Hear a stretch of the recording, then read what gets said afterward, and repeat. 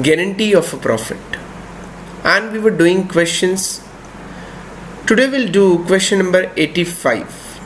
Take out question number 85 on page number 2.92 from your book and start reading question with me.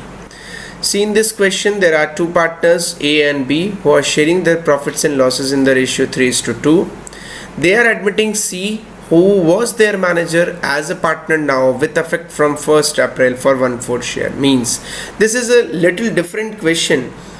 Like, जो हमारा manager है हम उसको partner बनाना चाह रहे हैं, वो भी रेट्रोस्पेक्टिव इफेक्ट से पिछले 1 साल से. ओके, कंडीशंस दी गई है या हमें डिटेल्स दी गई हैं कि सी जब मैनेजर था तो उसे सैलरी मिलती थी 27,000 पर एनम और कमीशन मिलता था नेट प्रॉफिट का 10%, और net profit should be after charging such salary and commission. Now क्योंकि अब वो पार्टनर बन रहा है तो पार्टनरशिप डीड में एक टर्म साइन की हमने. क्या? If any excess amount which C would be entitled to receive as a partner over the amount which would have been due to him if he continued to be the manager will be borne by A. Sir, सब helicopter, listen. क्या लिखा है इसमें कि अगर as a partner C को कुछ extra amount मिलता है, किससे? उस अमाउंट से जो वो मैनेजर था तब मिल रहा था. यानी सपोज करें मैनेजर था जब उसको X अमाउंट मिल रहा था, और अब जब वो पार्टनर बन गया है तो उसको x+1 मिल रहा है एग्जाम्पल. तो ये जो +1 जो एक्सेस मिल रहा है ना बेटा, ये बॉन्ड करेगा ए. यानी ये गारंटी का क्वेश्चन हो गया कि जितना ज़्यादा बीइंग पार्टनर आपको मिलने वाला है वो ए देगा आपको. ओके, आपको ईयर एंड पे प्रॉफिट दे रखा है. सो अब इस क्वेश्चन में हमें P&L एप्रोप्रिएशन बनाना है. कैसे करेंगे देखिए अच्छे से आप इसको. सॉल्यूशन. नाउ एक चीज़ देखें, मैंने क्वेश्चन को पूरा डिटेल में यहाँ पे समअप किया है कि ए बी दो पार्टनर है, सी मैनेजर था, सैलरी मिल रही थी, कमीशन मिल रहा था. Now he is admitted as a partner 1/4 share के लिए, और कुछ अमाउंट एक्सेस मिलता है तो बॉन्ड करेगा ए. और हमने ईयर एंड में प्रॉफिट अर्न किया 2,25,000. सो सबसे पहले इन क्वेश्चन को करने का तरीका क्या? You just calculate the amount to be received by C in the capacity of manager. अगर वो मैनेजर है तो उसको कितना अमाउंट मिलता, आज भी अगर वो मैनेजर ही रहता तो उसको कितना अमाउंट मिलता? सिंपली सैलरी मिलती 27,000 और कमीशन मिलता. कैसे कमीशन कैलकुलेट करेंगे? उसने क्लियरली बोला 10% of net profit. Net profit should be after salary. तो आफ्टर सैलरी वाला पॉइंट तो हम सैलरी माइनस कर देंगे, बिकॉज सैलरी इज अवेयर, हमें पता है, एब्सोल्यूट टर्म्स में हमें नोन है, और कमीशन पता नहीं है तो हम क्या करेंगे? Into rate upon 100 plus rate. तो जब मैंने ऐसा किया तो 1,98,000 मल्टीप्लाइड बाय 10 अपॉन 110. अगर हम इसको सॉल्व करते हैं तो आता है 18,000.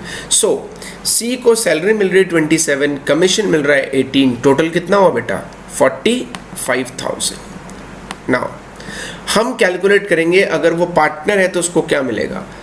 क्वेश्चन में और कुछ बोला ही नहीं है, इंटरेस्ट ऑन कैपिटल के बारे में, सैलरी के बारे में, कमीशन के बारे में, पार्टनर्स को, तो सीधा प्रॉफिट डिस्ट्रीब्यूट होगा. तो यहाँ पे 2,25,000 का 1/4 सी को ट्रांसफर होगा, जो कि कितना होता है? 56,250. राइट. तो जब सी पार्टनर बन गया है तो सी को कितना अमाउंट मिलेगा? 56,250.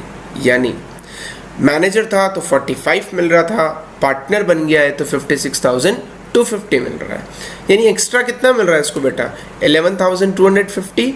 And this 11,250 would be borne by A. A borne करेगा इसको. सो अब यहाँ से प्रेजेंटेशन कैसे होगा? नॉर्मली हम प्रॉफिट डिस्ट्रीब्यूट करें. प्रॉफिट कैसे डिस्ट्रीब्यूट करते हैं हम बेटा? डिविजिबल प्रॉफिट है हमारा 225. सबसे पहले हमने माना सी को दे दिया 45, जो सी को देना ही है हमें. राइट. बैलेंस बचा 180. सर ये सी को पहले क्यों दिया? रीज़न इज मिनिमम, चाहे सी मैनेजर हो चाहे सी पार्टनर हो बेटा, 45,000 तो उसको मिलेगा ही मिलेगा. राइट. तो हमने पहले ही उसको अलग कर दिया.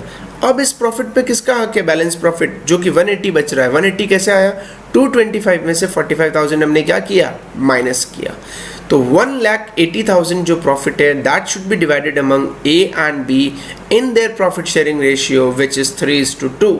और ये जब डिवाइड किया तो अमाउंट आ रहा है बेटा 1,08,000 and 72,000. नाउ क्या होगा, सी को 45 तो यहाँ दे दिए हमने बेटा, ये अभी सी कितने मांग रहा है हमसे, और 11,250 11,250 और मांग रहा है। वो कौन देगा इसको, ए। तो ए के शेयर में से हम 11,250 माइनस करेंगे और सी के शेयर में क्या करेंगे, ऐड बैक कर देंगे। So this way this question would be done. आप देखिए मैंने इसका P&L एप्रोप्रिएशन अकाउंट बनाया है, आप इसको चेक करें। क्रेडिट साइड में by P&L 2,25,000 to profit transfer to partners capital. A को बाय डिफॉल्ट कितना मिल रहा है बेटा, 1,08,000। इसका वर्किंग नोट अभी बनाया, ये देखो ये रहा ऊपर, राइट। इसमें से 11,250 तो वो सी को ट्रांसफर कर रहा है, तो उसका शेयर कितना हो गया, 96,750। बी ने कोई गारंटी में उसका रोल नहीं था, तो हमने एज इट इज बी को 72,000 प्रॉफिट ट्रांसफर कर दिया। नेक्स्ट सी को हम ट्रांसफर करेंगे 45,000, उसको ए देगा 11,250। So the total share of C would be 56,250।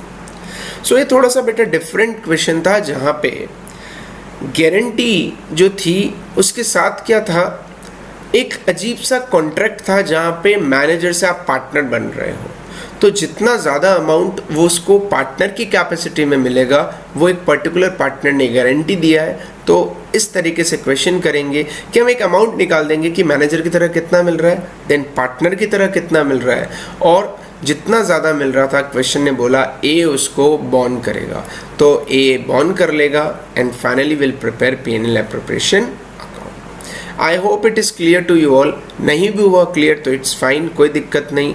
When will take today Zoom session, हम वहाँ पे इसको और डिस्कस करेंगे। You can raise your query in that particular session. Till then take care, bye bye, God bless you बेटा।